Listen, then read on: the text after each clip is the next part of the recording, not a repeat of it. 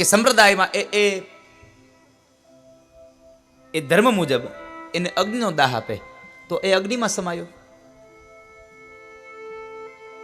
કોઈ જીવ એવો હોય તો કદાચ પાણીમાં જાય, જળમાં સમાયો.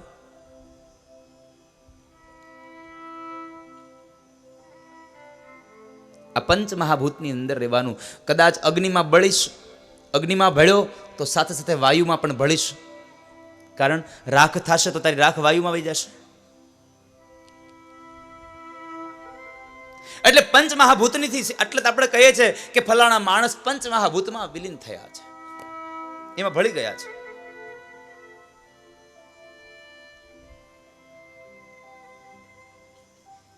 માટીનો ઘડો માટીમાં જ મળે સાહેબ, માટીમાંથી બને ને માટીમાં પાછો ભળી જાય. એમ આપણે ઈશ્વરમાંથી આ જીવ જુદો પડે, અંશ જુદો પડે અને ઈશ્વરમાં જ પાછો સમાઈ જાય, એમાં સંશય નથી. એટલે ભગવાન કૃષ્ણ આ ત્રણ સામર્થ્ય, ત્રણ વસ્તુઓ બતાવી. ઈશ્વર પોતે ત્રિકાલાબાધિત, ઈશ્વરનું સ્વરૂપ, એનું સામર્થ્ય અને એનો સ્વભાવ, આ ત્રણેય સારું છે. એટલા માટે આ દુનિયાનો તમામ જીવાત્મા ભગવાનને વંદન કરે. એટલા માટે પહેલા શ્લોકમાં લખ્યું શ્રી કૃષ્ણાય વયમ નુમઃ, શ્રી કૃષ્ણાય વયમ નુમઃ.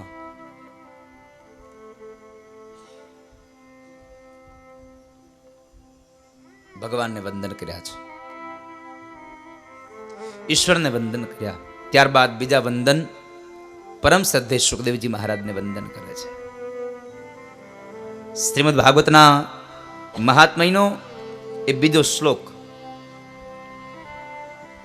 તમે આમ જોવા જશો તો ભાગવત મહાત્મયમાં નથી હો, ભાગવતનું મહાત્મય ભાગવતમાં નથી. કારણ કે પેલી ચોખ્ખી વાત છે કે ભાગવતનું મહાત્મય જો ભાગવત પોતે ગાય તો ભાગવતનું મહાત્મય રહે જ નહીં.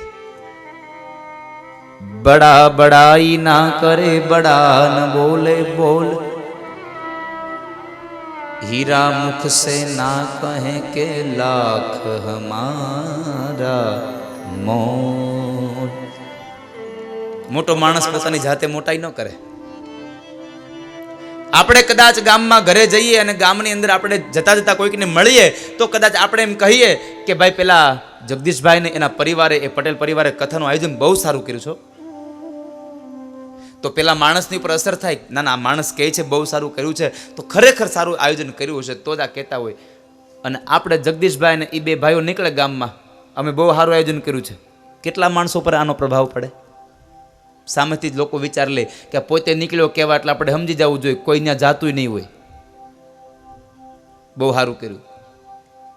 પોતાની જાતે જ્યારે વખાણ કરશો ત્યારે સમજો તમારી કિંમત તમારી જાતે તમે નીચે લાવો છો. बड़ा बड़ाई ना करे बड़ा न बोले बोल, हीरा मुख से ना कहे के लाख हमारा मोल. હીરો કોઈ દી મોઢામાંથી એમ કહે મારા લાખ રૂપિયા, મારા 50,000, મારા 2 લાખ, એની કિંમત તો બીજો જ કરે. એમ આ ભાગવતનું મહાત્મય, ભાગવતના ગુણાનુવાદ ભાગવતે પોતે નથી ગાયા. પદ્મ પુરાણની અંદર આના પુરાવા આપ્યા છે. પદ્મ પુરાણ એમ કહે છે ભાગવત શ્રેષ્ઠ ગ્રંથ છે, મહાગ્રંથ છે. એટલે એ ભાગવતના મહાત્મ્યનો બીજો શ્લોક અને ભગવાન શુકદેવને વંદન કરતા કહ્યું, યમ પ્રવજંતમનુપેતમ પેત કૃત્યમ, દ્વૈપાયનો વિરહ કાતર આજુહાવ, પુત્રેતિ તન્મયતયા તરવો વિનેદુ, સ્તમ સર્વભૂતહૃદયં મુનિમાનતોસ્મિ.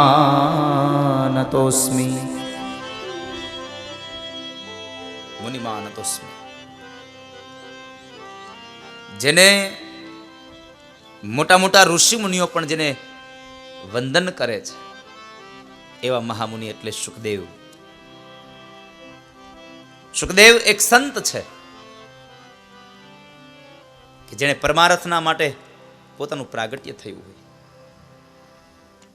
બીજાના માટે જે જીવન જીવતા હોય એ સંત છે, એ સાધુ છે.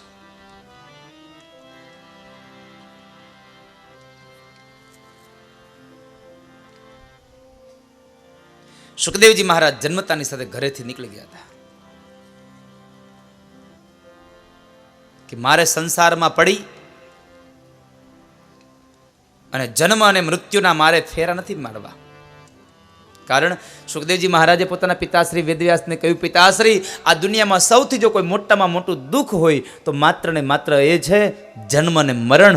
માના ઉદરમાં રુધિર, માંસ, મળમૂત્રની વચ્ચે રહેવાનું અને વળી પાછું જ્યારે મૃત્યુ થાય ત્યારે અનેક વીછીઓ કરડે એટલી વેદના સહન કરવાની. એટલે આના સિવાય આ દુનિયામાં બીજું કોઈ મોટું દુઃખ નથી.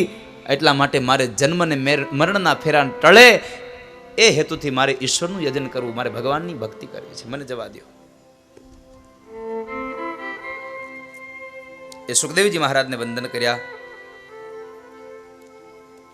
અને ત્યારબાદ આ કથા ક્યાં ચાલે તો કહે છે, નૈમિષારણ્યની પાવન ધરામાં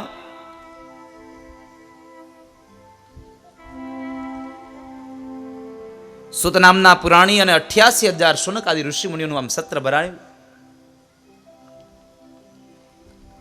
અને એ સત્રની અંદર બધા લોકો એકબીજાને પ્રશ્નો કરે, જ્ઞાનની ચર્ચાઓ કરે છે. એમાં શૌનક ઋષિઓએ 88,000 શૌનક, એમાંના એક શૌનકે સુત મહાપુરાણીને વાત કરે છે, બાપજી,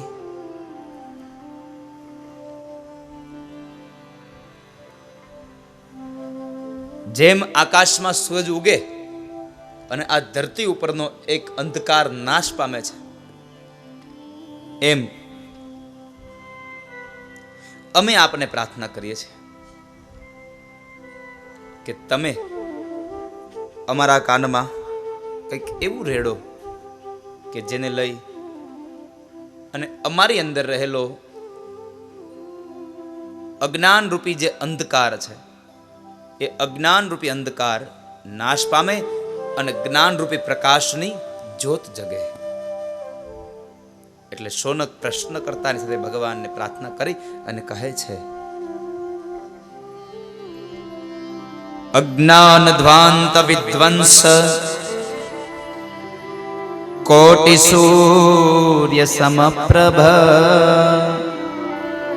સુતાખ્યાહી કથા સારમ મમ કર્ણ રસાયનમ. મહારાજ, હે સુત પુરાણી, અમારા કાનમાં એવું કંઈક રસ રેડો કે જેને લઈ અને અમારા અંદર રહેલો જે અજ્ઞાન છે, અજ્ઞાન રૂપી જે અંધકાર છે, એ અંધકાર સદૈવને માટે નાશ પામે, શમી જાય સદૈવને માટે.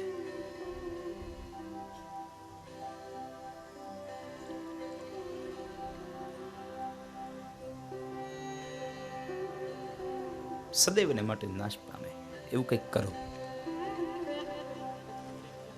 મહારાજ, અમે આપને એક પ્રશ્ન કરીએ છીએ કે અમે વેદની ગાથાઓ, વેદની અનેક વાર્તાઓને સાંભળી, પણ અમારા મનને શાંતિ નથી મળતી. તો અમારા મનને શાંતિ મળે એવું કંઈક સંભળાવો ને. મમ કર્ણ રસાયનમ. અમારા કાનમાં એવો રસ રેડો કે અમને શાંતિ મળે. સુત મહાપુરાણી કંઈ બોલવા જાય ત્યારે પેલા એક શૌનક બોલ્યા છે, મહારાજ સાંભળજો, અમે કથાઓ બહુ સાંભળી છો, કથા નથી સાંભળવી. કથા તો સાંભળીને થાકી ગયા, પણ એમાં એવું નથી આવ્યું. અમને આનંદ થોડી વાર મળ્યો છે, પણ આ તો અમારા મનને પરમ શાંતિની અનુભૂતિ થાય એ માટે કંઈક રસ રેડો. મમ કર્ણ રસાયન. એવો કથાનો સાર જે મને શાંતિ આપે. બાકી કથા તો બહુ સાંભળી, અને તમે સાંભળી જશે ને, કથાઓ બહુ સાંભળી છે ને ઘણા. કથા સુણી સુણી ફૂટ્યા કાન, તોય ન આવ્યું બ્રહ્મ જ્ઞાન. અખો ભગત કહે હવે કરવું કેમ, આટલી વાર સાંભળી તોય એમનું એમ. આટલી વાર કથા સાંભળી પણ તોય અમે તો ઈના ઈ જ રહ્યા, કઈ ફેરફાર ન થયો. કેટલી કથાઓમાં કેટલા વક્તાઓએ કહ્યું કે તમે વ્યસન ન કરો, વ્યસન ન કરો, તોય અમે પાન માવા ને બીડી ખાવા, બીડી પીવાનું તો બંધ ન જ કર્યું. જો કે આ બાજુ મને લાગે છે લગભગ વ્યસન નહીં હોય બહુ બધાને, આ બાજુ તો બધા નિર્વ્યસની હોય એવું મને દેખાય છે. કોને કોને વ્યસન છે જરા હાથ ઊંચો કરો તો. જો ન તો કહેતો હું. જગદીશભાઈ તમારે કઈ નથી ને? સંદીપભાઈ, અવિતાર નથી ને કઈ? તો સારું હોય તો વાંધો નહીં. એમ આમ ખાલી તમે મૂંઝાઈ ન જતા. હજી એકવાર પૂછું, કોઈને છે વ્યસન? જરા હાથ ઊંચો કરો તો. એકવાર તાળી વગાડો, કોઈને વ્યસન જ નથી આ ગામમાં. બોલો, આ પેલું વેલું સાંભળ્યું આવું તમે. એટલે હોય અપવાદરૂપ એક બે, એનું તો આપણે શું ખોટું. અને એક બે હશે તો આપણને નહીં થાય કે હાથ દીની કથા સાંભળીને એ મૂકી દે એમ. એક બે હોય તો એ મૂકી દે.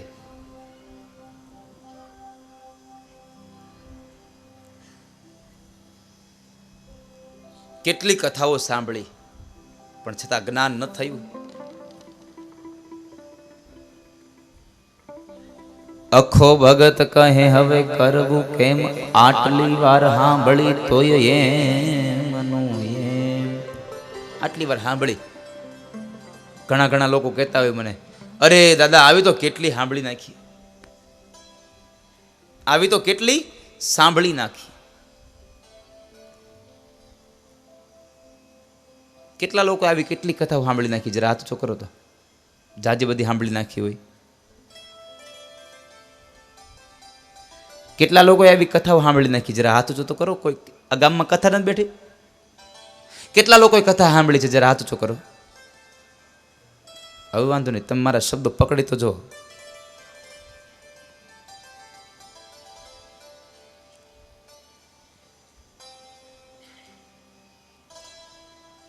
અખો ભગત એમ કહે છે કેટલી વાર સાંભળીને તો એમને જ રહ્યા અમે, ખબર ન પડી બ્રહ્મ શું છે. એટલે મહારાજ તમે કથા ન સંભળાવતા, પણ અમારા મનને શાંતિ મળે એના માટે શું કરવું? અને સુત મહાપુરાણી કહે છે તમે કામ કરો, શ્રીમદ ભાગવતની કથા સાંભળો. તમારા મનને જો પરમ શાંતિની અનુભૂતિ કરાવી હોય તો તમે ભાગવતની કથા સાંભળો. બાપજી, ભાગવતની કથા શું કામે? ભાગવતની કથા એટલા માટે વેદોનો સાર છે. અરે પણ અમે સ્વયં વેદોને સાંભળ્યા છે તો શાંતિ ન મળી. સુત પુરાણી કહે છે કે તમે વેદોને સાંભળ્યા છે, આ વેદ નથી, આ પુરાણ નથી, પણ આ વેદ અને પુરાણનો નિચોડ. વેદોપનિષદામ સારા જાતા ભાગવતી કથા. વેદ અને ઉપનિષદનો જે સાર, વેદોપનિષદામ સારા જાતા ભાગવતી કથા. વેદ અને ઉપનિષદનો જે સાર છે એ ભાગવત કથા. એ ભાગવત મહાપુરાણની ગાથા. તમે એટલા માટે ભાગવતની કથા સાંભળો. બાપજી, અમે બીજે તો ક્યાં જશું આ ભગવાન ભાગવતની કથા સાંભળવા? એક કામ કરો, તમે જ અમને આ ભાગવતની કથા સંભળાવો. પણ એક વાતનો જવાબ આપો કે ભાગવત શું કામે? તો કહે છે ભાગવત એ પુરાણોમાં શ્રેષ્ઠ છે. પુરાણોમાં શ્રેષ્ઠ છે એટલા માટે તમે ભાગવતની કથા સાંભળો. અને એનો પુરાવો સ્વયં પદ્મ પુરાણ પોતે આપે છે. પુરાણેષુ ચ સર્વેષુ શ્રીમદ ભાગવતમ પરમ યત્ર પ્રતિપદમ વિષ્ણુર ગીયતે બહુધર્ષિભિ. પદ્મ પુરાણનો શ્લોક છે.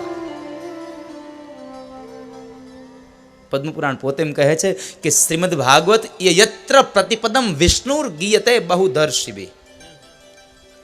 એક એક પદ ભગવાન વિષ્ણુના મુખારવિંદમાંથી નીકળ્યું છે અને એટલા માટે આ ભાગવત પુરાણ નહીં, ભાગવત મહાપુરાણ છે. તો બાપજી એક કામ કરો, અમે બીજે ક્યાં જઈએ, તમે જ અમને આ ભાગવતની કથા સંભળાવો, તમે જ અમને સંભળાવો. અને આ વાક્ય સાંભળી શૌનકની પ્રીતિ જોઈ અને સૂત મહાપુરાણની કથા કહેવા તૈયાર થાય છે. અધિકારી શ્રોતાને અધિકારી વક્તા આપોઆપ મળી જાય. પ્રીતિ શૌનક ચિત્તે રતો વચ્ચમી વિચાર્ય ચ. સૂત પુરાણી વિચાર કર્યો કે આવા શ્રોતા બીજે મળે ક્યાં મને. એટલે શૌનકનો એ વિનંતી સાંભળી, બાપજી તમે જ અમને કથા કહો. અને સૂત મહાપુરાણી ભાગવતની કથા કહેવા તૈયાર થયા. અને એ ભાગવતની કથા કહેવા પહેલું કહ્યું, સર્વ સિદ્ધાંત નિષ્પન્નમ સંસાર ભયનાશન. શૌનક, હું તમને જે કથા કહેવાનો છું એ કથા શું છે? એકમાત્ર વાક્યમાં કહ્યું, સર્વ સિદ્ધાંત નિષ્પન્નમ. સર્વ સિદ્ધાંતોનો એક સાર, સર્વ સિદ્ધાંત નિષ્પન્નમ. અને કહ્યું સંસાર ભય નાશનમ. આ દુનિયાના ભયમાંથી તમને છોડાવશે. ભક્ત્યો ધવર્ધનમ યચ્ચ કૃષ્ણ સંતોષ હેતુકમ.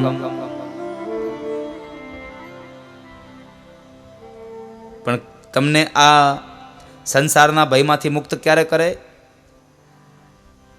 તો સાવધાન તનયા શૃણુ.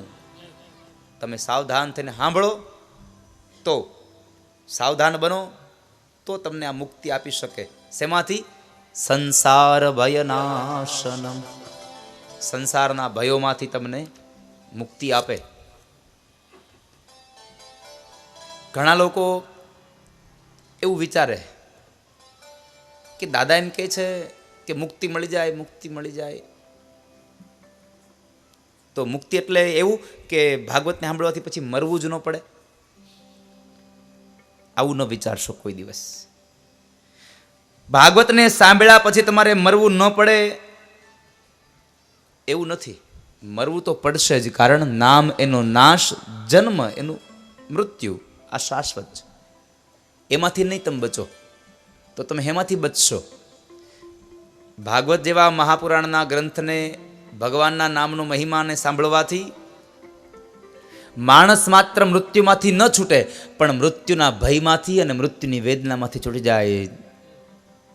મૃત્યુની વેદનામાંથી છૂટી જાય. કારણ સ્વયં ભગવાન બાદરાયણ એમ કહે છે, કાલ વ્યાલ મુખગ્રાસ ત્રાસ નિર્ણાશ હેતવે શ્રીમદ ભાગવતમ શાસ્ત્રમ કલોકીરેણ ભાષિતમ.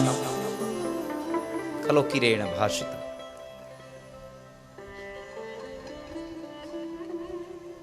મૃત્યુના મોઢામાંથી તમને નહીં છોડાવે, પણ મૃત્યુના મોઢામાં જવાની તમને જે વેદના થાય છે એ વેદનામાંથી ચોક્કસપણે તમે છૂટી જશો. એમાં તમને વાંધો નહીં આવે.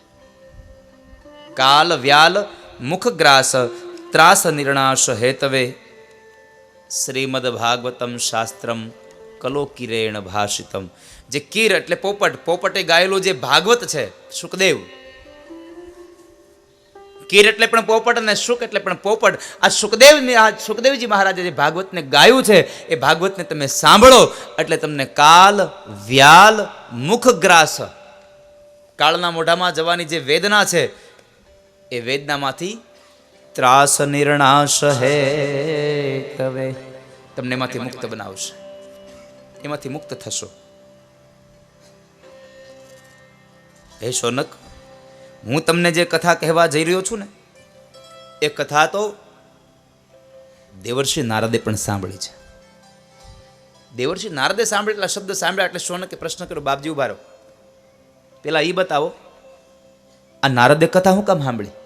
નારદની ગતિ તો ક્યાંય સ્થિર નથી, અસ્થિર છે. જેને દક્ષનો શ્રાપ છે કે હે નારદ, ગાયને દોહવાનો જેટલો સમય લાગે એટલો સમય પણ તમે એક જગ્યાએ નહીં બેસી શકો, અને છતાં પણ એ નારદે એક જગ્યાએ બેસીને કથા સાંભળી, તો એને એવું તો કયું દુઃખ હતું કે એને કથા સાંભળવી પડી? એને એવી કઈ ગરજ હતી? ગરજ વગર તો બેહે નહીં. અજગર કરે ન ચાકરી, પંછી કરે ન કામ, દાસ મલુખો ય કહે સબકો દાતા રામ. દાસ મલુકા ય કહે સબકો દાતા રામ. અજગર ચાકરી ન કરે અને પંખીડા કોઈ દી કામ ન કરે, પણ આ નારદે કથા સાંભળી હું કામ? અમને કયો આ કથા. તો સાંભળો.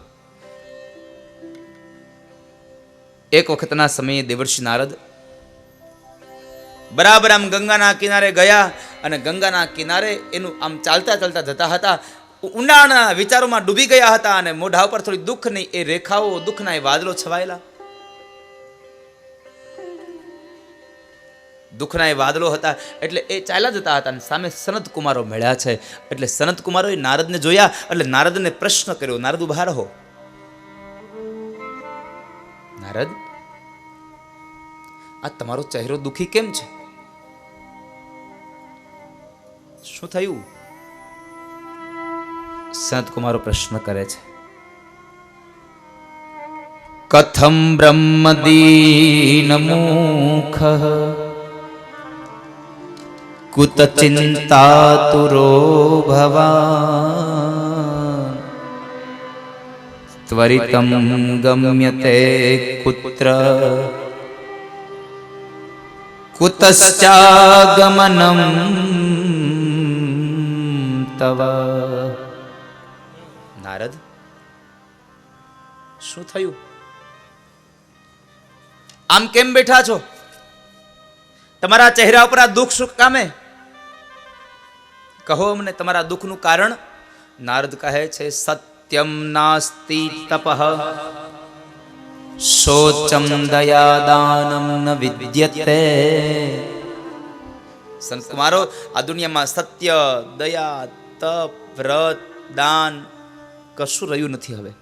અરે પણ નારદ, થયું શું એ તો કયો? તમે એમ કહો છો કે આમાંનું કંઈ રહ્યું નથી, પણ થયું શું? તમને દુઃખ શેનું થયું?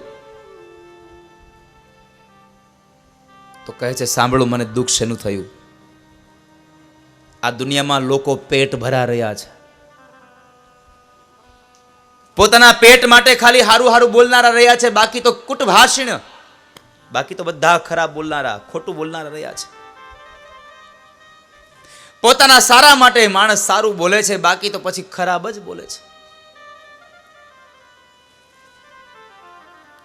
કુટભાષિણ રહ્યા છે. આ દુનિયાના લોકો થયા છે મૂડી માટે. એમ કહે છે, ગમે તેને મુંડી નાખો પણ મૂડી મેળવો. મૂડી માટે ગમે તેને મુંડી નાખો, પૈસા માટે ગમે એનો વધ કરી દો, ગમે તે કહી દો. અને આ દુનિયામાં સાહેબ પૈસો જે સંબંધ બગાડે ને, એવો બીજો કોઈ સંબંધ ન બગાડે. પૈસા ન દ્યો તોય તમે દુશ્મન, અને દ્યો અને પછી ઉઘરાણી કરો તોય દુશ્મન. તમારી સગવડ સાચવવા માટે તમને પૈસા થોડા આપ્યા હોય, અને તમારો વાયદો વયો ગયો, એને 15 દિવસ થયા હોય, પછી જો ઉઘરાણી કરે ને, પાછો વાયદો આપે ને પછી પાછી બીજી વખત ઉઘરાણી કરે ને, તો હું કે અમે વયા નહીં જાય કાંઈ. તે વયું ન જવું તો દઈ દે ને, હું કામ રાખ છો ભાઈ? તો આપી દે ને.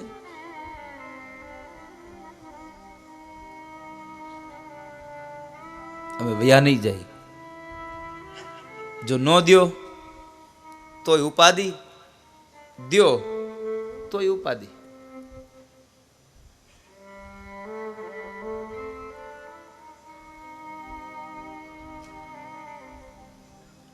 મૂડી માટે ગમે તેને મૂંડી નાખો, ગમે તેનું ગમે તે કરો. નારદ, મૂળ વાત કરો ને, શું થયું છે? સાંભળો સંત કુમારો, આ કલીના પ્રભાવની કથા છે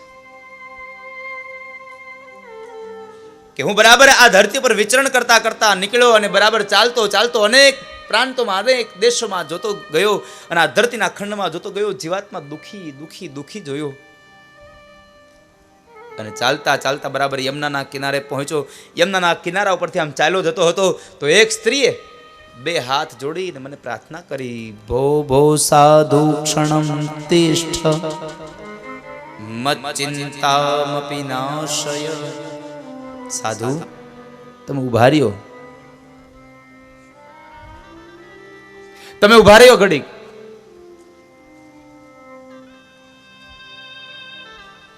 ઉભા રહો એટલું જ નહીં, પણ મત ચિંતામપી નાશય. મારી ચિંતાઓનો તમે નાશ કરો, મારી ચિંતાઓને હરો.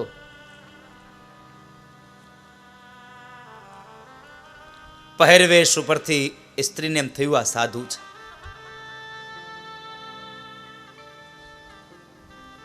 પહેરવેશ ઉપરથી એમ થયું કે આ સાધુ છે. એટલે એમને પ્રાર્થના કરી, તમે ઉભા રહો.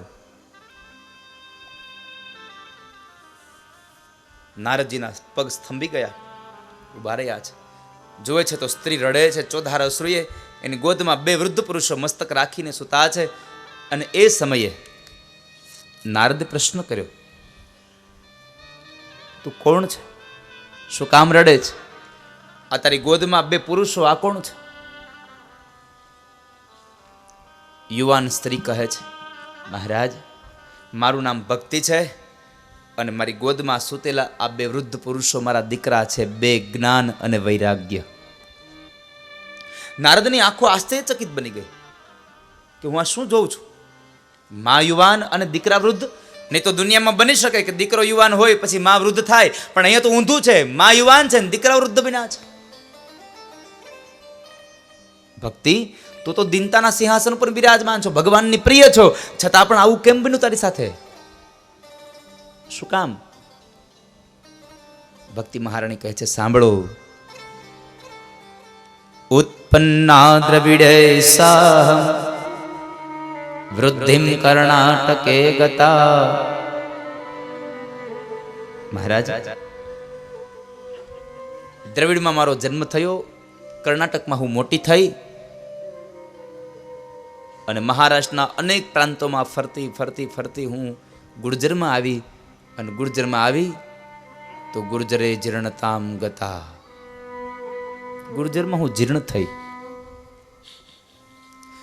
ગુર્જર એટલે ઘણી વખત કોઈ એવું કહે છે ગુર્જર એટલે આપણું ગુજરાત. તમને ભરોસો છે આપણા ગુજરાતમાં ભક્તિ ગરડી થઈ હોય એવું? જે ગુજરાતમાં કોરા કાગળમાં લખેલી હુંડી સ્વીકારવામાં આવતી હોય, જે આ ભારત વર્ષની ભૂમિમાં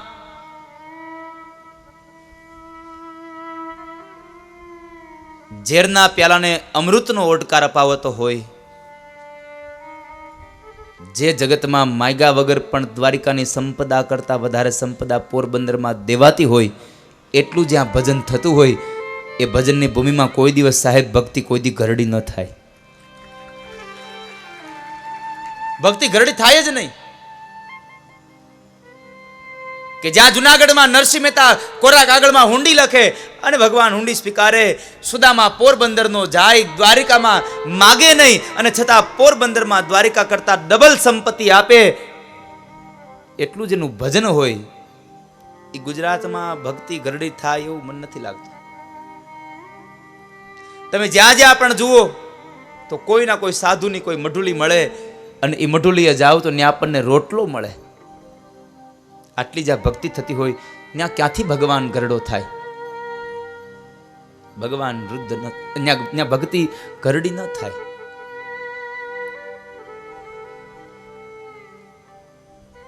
પણ મહાપુરુષોએ ચિંતન કરીને બતાવ્યું છે કે આ ગુર્જર એટલે ગુજરાત નહીં, પંજાબનું એક ક્ષેત્ર છે ને પંજાબના ક્ષેત્રમાં ભક્તિ ગરડી થઈ અને ત્યાંથી કહે છે, મહારાજ હું ગુર્જરમાંથી નીકળી જીર્ણ બની, ગુર્જરે જીર્ણતામ ગતા.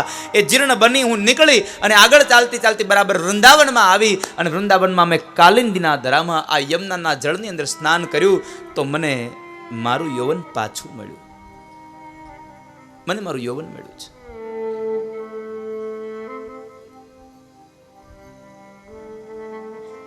પણ મારા બે દીકરા જ્ઞાન અને વૈરાગ્ય વૃદ્ધ રહ્યા છે. હું આપને પ્રાર્થના કરું છું, અમારા બે દીકરાને જગાડો, જ્ઞાન અને વૈરાગ્યને જગાડો તમે.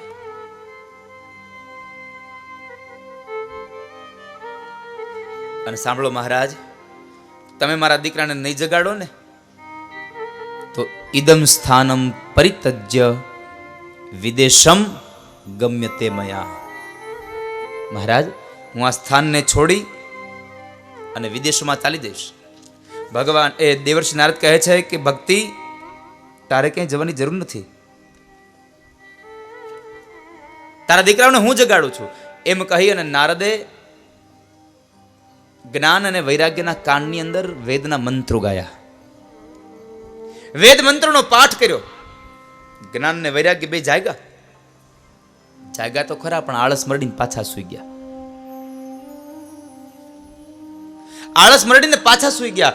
નારદને વિચાર આવ્યો કે હું જે માણસના કાનની અંદર વેદના મંત્રો ગાવ અને એ માણસ પણ જાગીને પાછો આળસ મરડીને સૂઈ જાય તો હવે મારે જગાડવો કેમ આને? અને આ બાજુ ભક્તિ એમ કહે છે કિદમ સ્થાનમ પરિતજ્ય વિદેશમ ગમ્યતે મયા. શું કરું હવે હું?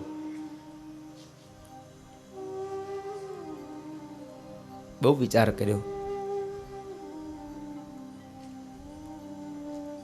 પછી ભક્તિને કહે છે કે ભક્તિ,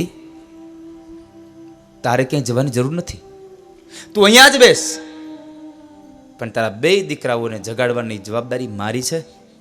જ્ઞાન અને વૈરાગ્યને જગાડવાની જવાબદારી આ ધરતીના સાધુની છે સાહેબ, આ દુનિયાના સાધુની છે. કે માણસની અંદર જ્ઞાન અને વૈરાગ્યને જગાડે, ભક્તિનું ઝરણું ફૂટે અને એ ભક્તિના ઝરણા દ્વારા ભગવાનનો સ્વયં સમુદ્ર મળી જાય. સ્વયં સમુદ્ર રૂપી ભગવાન મળે.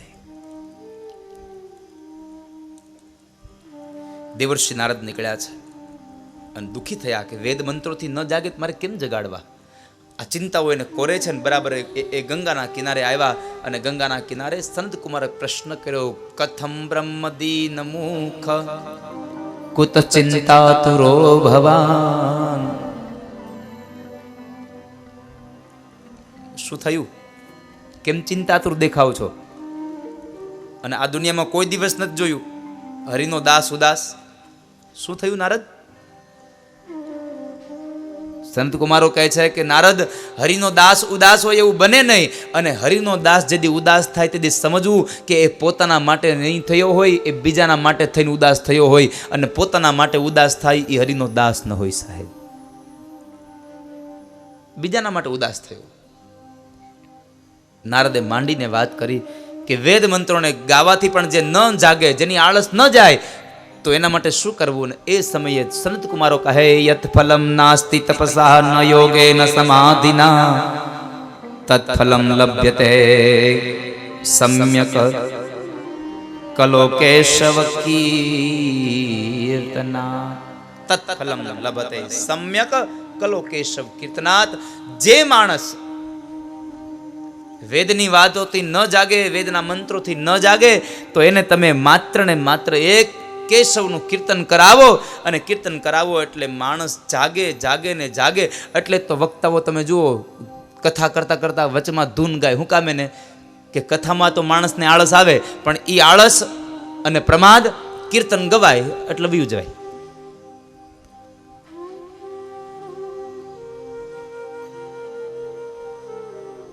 આળસ અને પ્રમાદ કલો કેશવ કીર્તનાથ. તત્ફલમ લભતે સમ્યક કલો કેશવ કીર્તનાથ. તત્ફલમ લભ્યતે લભતે સમ્યક કલો કેશવ કીર્તનાથ. જે ફળ તપસ્યા કરવામાં ન મળે, જે ફળ સમાધિ કરવામાં ન મળે, જે ફળ વ્રત કરવાથી ન મળે, જે ફળ તમને જપ કરવાથી ન મળે, એટલું જ ફળ, એનાથી વિશેષ ફળ તત્ફલમ લભતે સમ્યક. આ કાળમાં માત્ર કેશવનું નાનું એવું કીર્તન કરવાથી તમને મળે છે. એટલા માટે કીર્તન આવે ને ત્યારે ત્યારે તમે કીર્તન ગાજો, કીર્તન આવે ત્યારે તાળીઓ પાડજો. અને જો કોઈ બાજુવાળાનો ડર ન લાગે તો મન ભરીને નાચી લેજો મારા બાપ. બાજુવાળાનો ડર ન લાગે તો, નકર બાજુવાળાનો આપણને બહુ ડર લાગે કે હું કદાચ આ ભજન ગાય છે, દાદા ધૂન ગવડાવે છે ને ઊભા થઈને નાચીશ તો બાજુવાળો કહેતો કે આને સમરા કાઢી ગઈ. બાજુવાળાને ચિંતા ન કરતા, તમે તમારું કરજો સાહેબ. બાજુવાળાને ચિંતા ન કરશો. કારણ કે અહીંયા તો ઘણા આવ્યા હોય જોવા કે આ પટેલ પરિવારે કેવું આયોજન કર્યું છે, કેટલા લોકો છે, એ લોકો છે તેમાં કેટલા સાંભળવા વાળા છે, કેટલા દરવાજા મૂક્યા છે, કઈ જગ્યાએ કઈ ટીવી મૂકી છે, કેટલા સ્ટુડિયો વાળા છે. ઘણા આવું જોવા આવ્યા હોય. દાદાની આ સંગીતની ટીમ કેવડી છે, ઘણા આવું માર્કિંગ કરવા આવ્યા હોય. ઘણા એવું હોત જોતા હોય કે ધૂનમાં કોણ ઊભો થાય છે, કોને રમતા આવડે છે, કોણ નથી આવડતું, કોણ તાલમાં તાલી પાડે છે. ઘણા કથામાં આવ્યા હોય.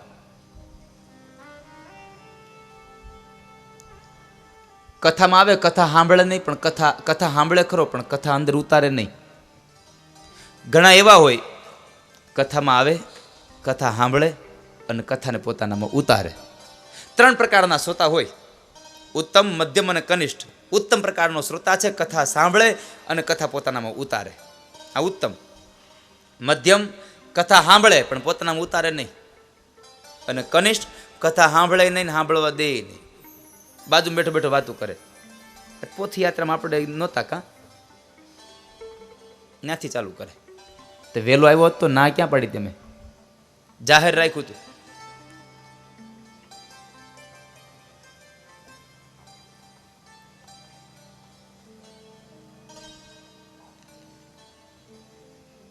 નારદ, આટલી વાતમાં આટલી બધી ચિંતા કરો છો? આ તમારો વિષય જ નથી આટલી ચિંતા કરવાનો. પણ સંત કુમારો કેમ કરું હું આ જ્ઞાન અને વૈરાગ્યને કેમ જગાડું? તો કહે છે કે એને કામ કરો, એને કીર્તનનો સત્સંગનો મહિમા ગાઓ, બીજું કંઈ નહીં. તમે સત્સંગનો મહિમા ગાઓ, ભાગવતની કથા સંભળાવો એટલે એની આળસ વહી જશે. નારદ કહે છે સનત કુમારો હું બીજે ક્યાં જાઉં, એક કામ કરો ને તમે જ મને ભાગવત સંભળાવો, તમે જ મને ભાગવત સંભળાવો. અને સનત કુમારો ગંગાના કિનારે ભાગવતની કથા કહેવા માટે તૈયાર થયા. કે જે ગંગાના એ વહેણની અંદર એક આનંદ નામનો જે તટ છે, ગંગા દ્વાર સમીપે કે જે આનંદ નામનો તટ છે, એ તટના કિનારે સનત કુમારો દેવર્ષિ નારદને કથા કહેવા તૈયાર થયા છે. ભાગ્યમાં હોય તો સત્સંગ મળે, ભાગ્યમાં હોય તો સત્સંગ મળે, નકર સત્સંગ ન મળે.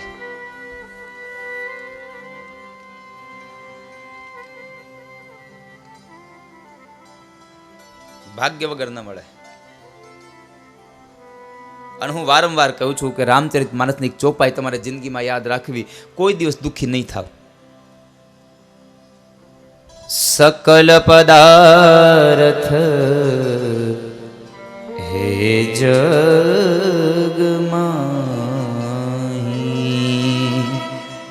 ભાગ્ય વિના નર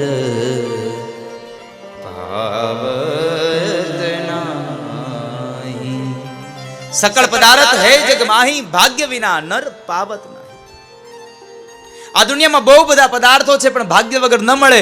એટલા માટે આપણે જે પદાર્થને લેવા માટે માંગતા હોઈએ, ઈચ્છતા હોઈએ, અને કદાચ એ પદાર્થ ન મળે તો એટલું વિચારવું, ભાગ્ય વિના નર પાવત નહીં. ભાગ્ય વગર ન મળે, આટલું વિચારવું. ભાગ્યથી મળે. અને ગંગાના કિનારે એ ભાગ્યનો ઉદય થયો અને સત્સંગનો મહિમા ચાલુ થયો. ભાગ્યોદયેન બહુ જન્મ સમર્જિતેન સત્સંગમં ચ લભતે પુરુષો યદાવે અજ્ઞાન હેતુકૃત મોહ મદાંધકાર નાશમ વિધાય હિ તદોદયતે વિવેક. વિવેક પેલો શબ્દ બતાવ્યો, ભાગ્યોદયેન બહુજન્મ સમર્જિતેન. અનેક જન્મ જન્માંતરના તમારા ભાગ્યનો ઉદય થાય, પુણ્યનો ઉદય થાય, ત્યારે તમને ભાગવત જેવા સત્સંગનો મહિમા સાંભળવાનો અવસર મળે. અનેક જન્મનો હો. મહાપુરુષ એમ કહે છે, 7 જન્મના પુણ્ય ભેગા થાય એને આ ગામમાં કથા બેઠી છે તો હાલ કથામાં જાવ એવો વિચાર આવે, પણ આવે નહીં. અહીંયા તમારા 7 જન્મના પુણ્ય તમને ખાલી કથામાં જવાનો વિચાર લાવે, પછીના 7 જન્મના પુણ્ય તમને ઘરેથી નીકળે પણ અહીંયા ન પૂગે. ત્યાર પછીના 7 જન્મ તમે કથામાં આવો પણ કથા સાંભળી ન હોગો તો વળી તમે કહેશો, દાદા કથામાં આવ્યા પછી હવે આ મંડપમાં આવ્યા પછી કથા ન સાંભળી બીજું કરી હું? ના, ન સંભળાય. ભાગ્યમાં ન હોય તો કથા ન સાંભળી શકો. તમે અહીંયા આવો, હું વ્યાસપીઠે આવું અને હું મંગલાચરણ ચાલુ કરું, ત્યાં છોકરો બોલાવા આવે, ઘેરે હાલો મહેમાન આવ્યા છે, જતું રહેવાનું. ભાગ્યોદયેન બહુજન્મ સમર્જિતેન.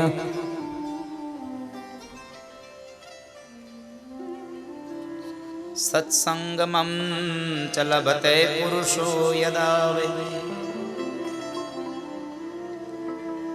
ભાગ્યમાં હોય તો સત્સંગ મળે. એ સત્સંગનો પ્રારંભ થયો. ભાગીરથી ગંગાના કિનારે ભાગવતી ગંગાનો પ્રારંભ થયો અને એના શબ્દો નીકળતા નીકળતા નીકળતા અને એ ભાગવતના આરંભમાં સૌપ્રથમ શ્રીમદ ભાગવત એ ભગવાન શ્રીનાથજીનું વાંગમય સ્વરૂપ છે એની કથા બતાવી. મહાપુરાણ એક જ છે. ચાહે તમે શ્રીનાથજીના શરણમાં જાઓ તોય ભલે, અને ચાહે તમે આ ભાગવતના શરણમાં આવો તોય ભલે. આપણે ખાલી માત્ર એને જોઈએ છે જુદા જુદા. શ્રીનાથજીનું સ્વરૂપ અલગ છે, આ ભાગવત ગ્રંથનું સ્વરૂપ અલગ છે. બાકી તમે આમ જોવા જાઓ તો ભગવાન એમ જ કહે છે કે ભાગવત અને શ્રીનાથજી બે એક જ છે.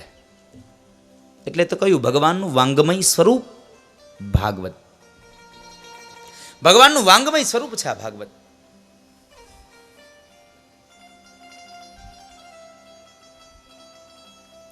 ભાગવતની કથાનો આરંભ થાય અને એ ભાગવતની કથામાં જ્ઞાન યજ્ઞનો પ્રારંભ. અને જ્ઞાન યજ્ઞ તટમાનંદના મકહ, આનંદ નામના તટે અનેક ઋષિમુનિઓ આવ્યા. ભૃગુર, વશિષ્ઠ, ચ્યવન, ગૌતમ, અનેક ઋષિઓ આવ્યા છે, અનેક જીવાત્માઓને લઈને આવ્યા છે, કથા સાંભળે છે. અને એ સમયે ભાગવતના મહાત્મ્યના શ્લોકમાં એક વાત બહુ બતાવી કે જે માણસ ભાગવતની કથાને સાંભળે એ માણસે મુક્તિને ગોતવા ન જવી પડે. જે માણસ ભાગવતની કથા સાંભળે એને સ્વયં મુક્તિ એના હાથમાં એને ગોતતી ગોતતી આવે છે. ભાગવતની એટલી મહત્વતા છે, એટલો એનો મહાત્મય છે કે તમારે માત્ર શ્રવણ કરો. યસ્યા શ્રવણ માત્રેણ મુક્તિ કરતલે સ્થિતા. માત્ર ભાગવતનું શ્રવણ કરવાથી મુક્તિ એના હાથમાં આવી જાય છે. આવો સરસ મજાનો ગ્રંથ છે. તો શું કામ પછી આ ગ્રંથને આપણે ન રાખીએ? શું કામ આ ગ્રંથને ન સાંભળીએ? શું કામ આ ગ્રંથનું સેવન ન કરીએ? ભાગવત જેવો ગ્રંથ નથી સાહેબ બીજો. સદા સેવ્યા શ્રીમદ ભાગવતી કથા યસ્યા શ્રવણ માત્રેણ હરિશ્ચિતમ સમાશ્રયે. સદા સેવ્યા, સદાયના માટે સેવા જેવો ગ્રંથ એટલે શ્રીમદ ભાગવત.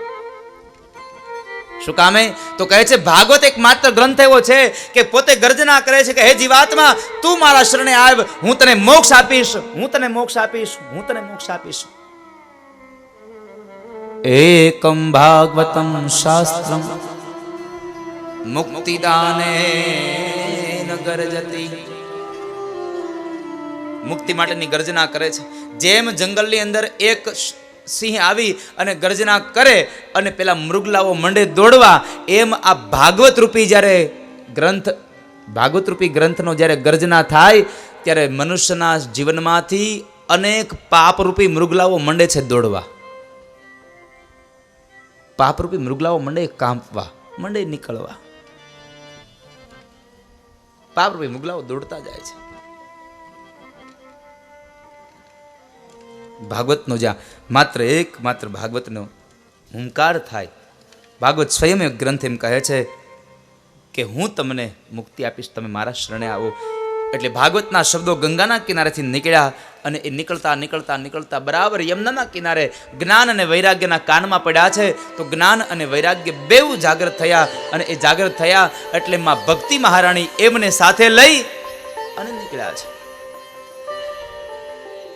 ભક્તિ મહારાણી લઈને નીકળ્યા છે. નીકળતા ગંગાના કિનારે આવ્યા છે. જે જગ્યાએ કથા ચાલે છે ત્યાં આગળ આવી અને ગંગાના કિનારે બધા જ ભક્તોના મનની અંદર, શ્રોતાજનોના મનની અંદર જ્ઞાન, વૈરાગ્ય અને ભક્તિ એને પોતાનું સ્થાન લીધું. એટલે ભક્તો થન ગણે છે. જીવનમાં જ્ઞાન અને વૈરાગ્ય આવે એટલે ભક્તિ થન ગણે, અને ભક્તિ થન ગણે એટલે ભગવાન સામે ચાલીને આવે એમાં સંશય નથી સાહેબ. ભગવાન આવે જ, કોઈ સંશય નહીં. ભગવાન આવે છે. કારણ સ્વયં ભગવાન એમ કહે છે, જ્યાં ભાગવત ત્યાં ભક્તિ, ભક્તિ ત્યાં ભગવાન. આમ તો અરસપરસ થયું ને, ભક્તિ ત્યાં ભાગવત ને ભાગવત ત્યાં ભક્તિ. ભાગવત ભગવાન જ છે ને, એટલે જ્યાં ભક્તિ હોય ત્યાં ભગવાન હોય, ભગવાન હોય ત્યાં ભક્તિ હોય. પણ ભક્તિને તમારી અંદર લાવવા માટે પહેલું શું કરવું પડશે? તો કહે છે જ્ઞાન અને વૈરાગ્યને તમારે લેવા પડશે. જ્ઞાન અને વૈરાગ્યને પહેલા લઈ આવો, ભક્તિને પછી દોરવી નહીં પડે, આપોઆપ આવી જશે. ગાયને લઈને જવી હોય ને તો ગાયને ન લેવાય, ખેંચાય. પણ એ ગાયની આગળ એક વાછડાને ચાલતું કરાય એટલે ગાય એની પાછળ આપોઆપ દોડતી આવે. એમ અહીંયા જ્ઞાન અને વૈરાગ્યને તમારા જીવનમાં લાવો એટલે ભક્તિ આપોઆપ તમારા જીવનમાં આવીને બેસેમાં સંશય નથી સાહેબ. અને ભક્તિ આવે એટલે ભગવાન આવે. કારણ એક વખતનો પ્રસંગ છે. સ્વયં ભગવાન નારાયણ મોઢામાંથી બોલ્યા છે કે નારદ એક વખત વૈકુંઠમાં ગયા, ભગવાન મળ્યા નહીં, વળી પાછા આવતા રહ્યા, વળી પાછા ગયા, વળી ભગવાન મળ્યા નહીં. આમ 2-3 વખત ગયા પણ એમાં ભગવાન મળ્યા નહીં. અને એમાં બરાબર માર્ગમાં ભગવાન સામે મળ્યા એટલે માર્ગમાં સામે મળેલા ભગવાનને નારદે ઊભા રાખીને કીધું, ઊભા રહ્યો, પેલા મારા વાક્યનો જવાબ આપો કે તમે આ વૈકુંઠમાં મને મળતા નથી તો તમે ક્યાં રહેવા વયા ગયા? કે બીજે વયા ગયા? અને જો તમે બીજે કંઈક શિફ્ટ થઈ ગયા હોય, બીજે રહેવા વયા ગયા હોય તો મને તમે તમારું એડ્રેસ આપો, તો મારે અને ભક્તોને આવવું હોય તો ન્યા આવાય. ભગવાન કહે છે નારદ સાંભળો હું ક્યાં રહું છું. સ્વયં નારાયણ નારદને કહે છે, નાહમ વસામિ વૈકુંઠે યોગિનામ હૃદયેન ચ મદભગતા યત્ર ગાયંતી તત્ર તિષ્ઠામિ નારદ. નારદ નથી વૈકુંઠમાં રહેતો, નથી યોગીઓના હૃદયમાં રહેતો, પણ હું માત્ર ને માત્ર જ્યાં મારા ભક્તો મારા ગુણાનુવાદ ગાય છે ત્યાં જઈ અને બિરાજમાન થાઉં છું. હવે વિચાર કરો, ભગવાન સ્વયં નારાયણ આ વાક્ય બોલ્યા હોય તો આપણે ભગવાનના વાક્યમાં ભરોસો રાખવો પડે કે ન રાખવો પડે? રાખવો પડે ને. ભગવાન બોલ્યા હોય તો આપણને એમાં વિશ્વાસ હોવો જોઈએ ને. અને વિશ્વાસ નહીં રાખો તો ભક્તિ નહીં થાય. બિનુ વિશ્વાસ ભક્તિ ન હોય, બિનુ વિશ્વાસ ભક્તિ ન હોય. અને રામ કૃપા બિનુ સુલભ ન હોય. ભગવાનની કૃપા ન થાય તમે ભક્તિ ન કરી શકો, અને ભક્તિ ન કરો ભગવાનની કૃપા ન થાય. લ્યો, આ એકબીજાના અરસપરસ છે બધું.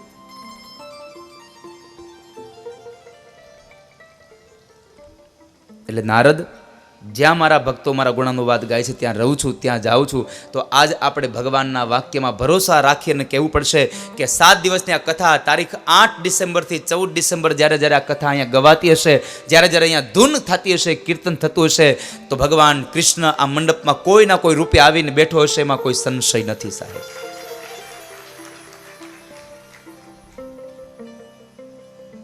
ગમે ત્યાં આવીને બેઠો હશે, તમે નહીં જોઈ શકો તો એનો અર્થ એવો ન કરતા નથી. ભલે ના નિહાળું નજરથી તમોને, તમને હું નજરથી ન નિહાળું તો કઈ નહીં, પણ માત્ર અનુભૂતિ થાય ને તો પણ કૃષ્ણ બસ બહુ થયું, જિંદગી સફળ થઈ. માત્ર અનુભૂતિ થાય, માત્ર ને માત્ર મને તમારા નામની અનુભૂતિ થાય.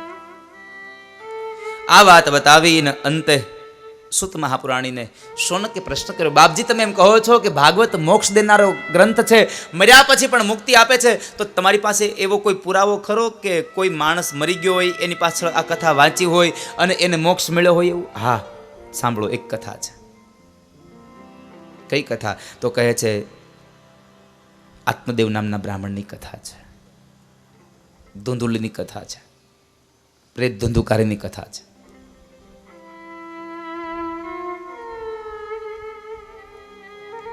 પ્રેત ધંધુકારીની આ કથા છે.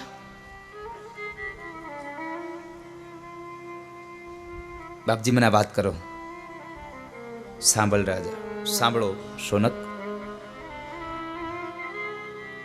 તુંગભદ્રા તટે પૂર્વમ ભૂત પતનમૂતમં યત્ર વર્ણા સ્વધર્મેણ સત્ય સત્કર્મ તત્પરાઃ.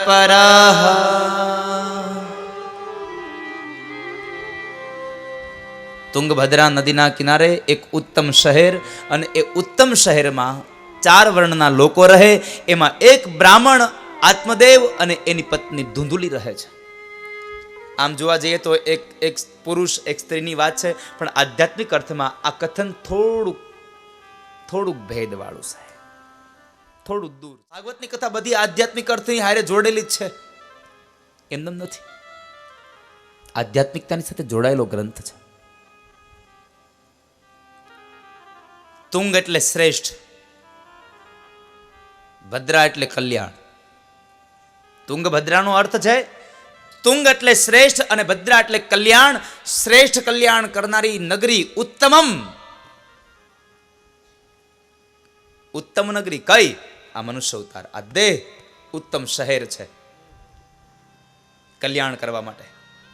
મનુષ્ય અવતાર કલ્યાણ કરવા માટેનો શ્રેષ્ઠ ઉત્તમમાં ઉત્તમ જો કોઈ દેહ હોય તો માત્ર ને માત્ર આ નગરી મનુષ્ય અવતાર. અને આ મનુષ્ય અવતારની આ નગરીમાં 2 વ્યક્તિ રહે, જીવરૂપી આત્મદેવ અને બુદ્ધિરૂપી ધુંધુલી.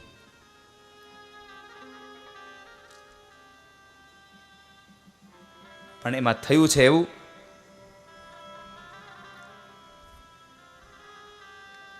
કે આત્મદેવ જરા દુઃખી થયા છે, જીવ દુઃખી થયો છે. કોનાથી? તો કહે છે મારે સંતાન નથી. આ શ્રેષ્ઠ અવતારમાં દુઃખી થવાના ઘણા બધા કારણો હોય છે આપણી પાસે, જેને હેરાન જ થવું છે.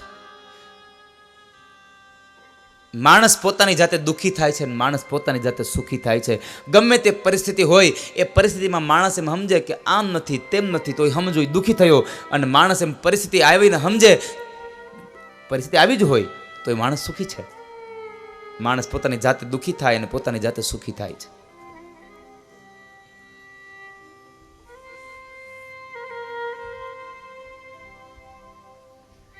પોતાની જાતે કરીને સુખ ને દુઃખને નોતરે છે.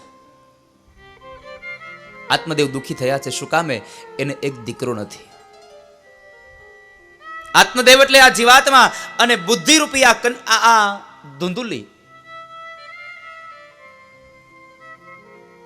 અને ધુંધુલી એટલે તર્ક અને વિતર્ક વાળી બુદ્ધિ એટલે ધુંધુલી. એમાં પ્રકાર આપ્યો છે. જે ન કરવાના વિચારો કરે એ બુદ્ધિ એટલે ધુંધુલી છે. અને આ ધુંધુલીને દીકરો નથી. આ ધુંધુલીને દીકરો એટલે વિવેક રૂપી દીકરો નથી. વિવેક એટલે જ્ઞાન. જ્ઞાન રૂપી દીકરો ન હોય તો બુદ્ધિ રૂપી આ ધૂંધળીનો પતિ જીવ આત્મા કોઈ દી શાંતિ ન અનુભવે. જ્ઞાન ન હોય તો શાંતિની અનુભૂતિ ન થાય. આત્મદેવ દુઃખી થયા છે અને એ આત્મદેવ દુઃખી થયા અને એ દુઃખી આત્મદેવ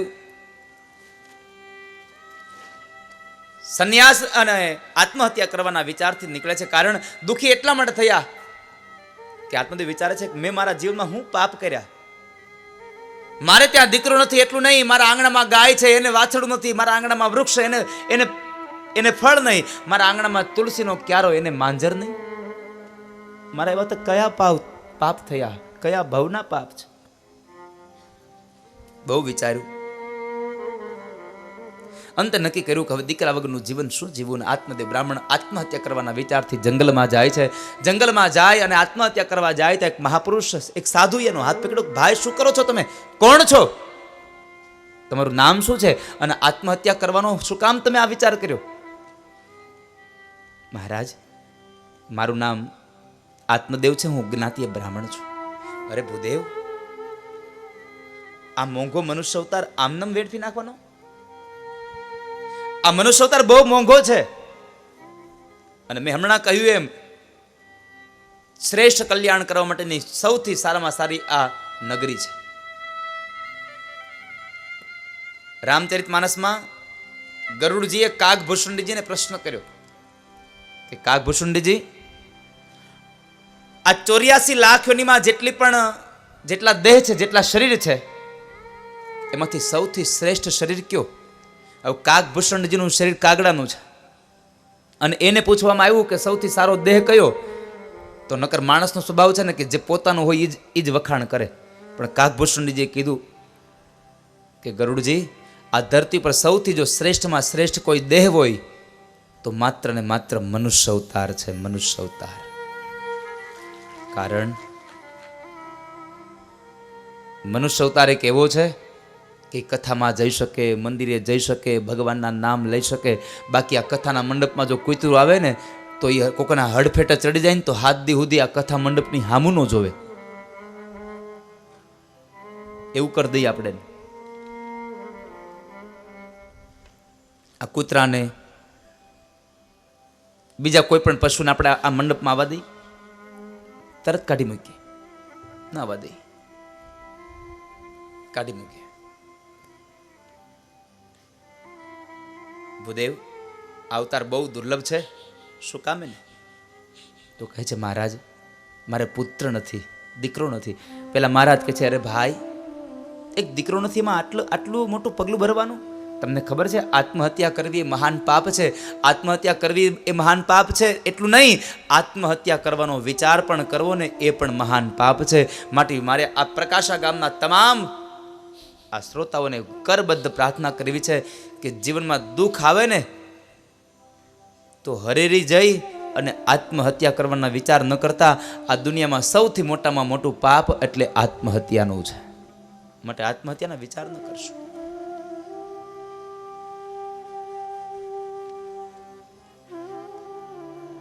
તમારે ત્યાં દીકરો નથી એ તો ભગવાનની કૃપા સમજો. ભગવાનની કૃપા સમજો. તમારા ઘરે દીકરો નથી, કારણ આ દુનિયામાં જઈને તમે જુઓ તો ખબર પડે કે દીકરા વગરના જે છે પતિ પત્ની એ પણ રડે છે. અને જે પતિ પત્નીને, જે મા બાપને 4 દીકરા છે એ માથે ઉડીને રડે છે. જેને દીકરા નથી એ દીકરા નથી એટલે રડે છે. અને જેને દીકરા છે પણ એ દીકરાઓ એને હાચવતા નથી એટલે રડે છે.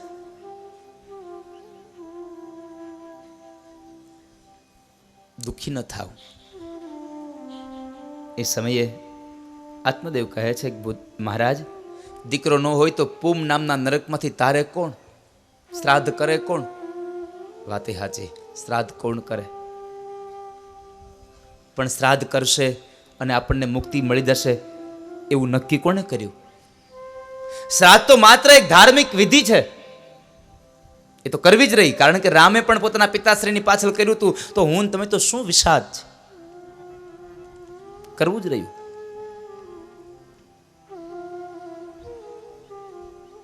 વિધિ તો કરવી જ પડશે. એમાં નહીં ચાલે.